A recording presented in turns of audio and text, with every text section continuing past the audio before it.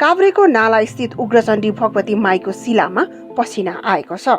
बुधबार बिहान उग्रचण्डी भगवती माईको शिलामा पसिना आएको पुजारी सिद्धिबहादुर कर्मचारीले बताएका छन्। उनका अनुसार बुधबार बिहान 6:45 बजे मन्दिर परिसरभित्र महिला रोएको आवाज स्थानीय मङ्गल श्रेष्ठ र राजेन्द्र श्रेष्ठले सुनेको बताएका छन्।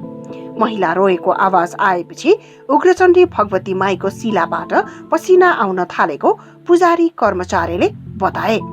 भगवती माईको शिलामा पसिना आउनुलाई अनिष्टको पूर्व संकेतको रूपमा लिइन्छ।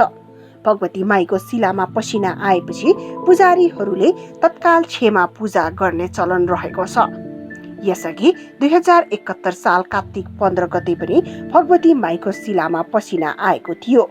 यसको 6 महिनापछि 2072 साल वैशाख 12 गते शक्तिशाली भूकम्प पनि गएको थियो। साथै 114 वर्ष अघि भगवती माईको शिलामा रगत र पसिना आएको पुजारी कर्मचारीले जानकारी दिए।